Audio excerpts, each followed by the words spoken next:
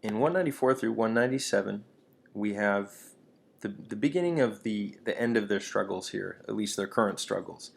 Aeneas is the subject of Petit, and Virgil tells us from here he seeks the harbor and he divides out, or he apportions or allots the deer. The Keros is missing here, the deer among all of his allies. He divides the wine, the wina, and then we have a long relative clause here. But the main idea is that he divides the wine and he mulkets, and we'll get to that in a second. So he divides the wine, quae, which good Acestes, and Acestes is also described as heros, as hero.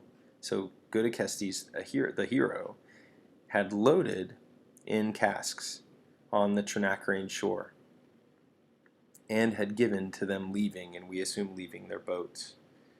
I guess I should say Deinde goes there with Dewidet. So, and at last he divides the wine, which, etc. And then, so finally we get the second part, the second main verb. So he divides and he mulkets and he soothes, and this is Aeneas again, and Aeneas soothes their grieving hearts with these words, with the words that he's going to start saying down here. So the first line, fairly straightforward. Petit and partitur, the deponent, are your verbs. And Aeneas again is the subject of these. And Aeneas is the subject of Dewidet and the subject of mulket. The word order here is very, very enigmatic, all over the place really. The wine, quae, which, the neuter plural to agree with wina, and then bonus acestes, bracketing that line,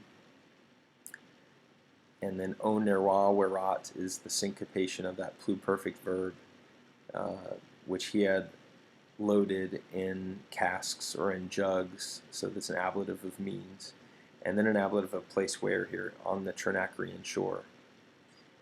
And then he had given that wine to those leaving. And I think a lot of English speakers, a lot of Latin students, when they think of the word hero, think of the one person that this epic story is about, which would be Aeneas. But heros in Latin, it means a hero, means a mighty warrior, and that is Acestes. And that's who we're describing here in this extended relative clause.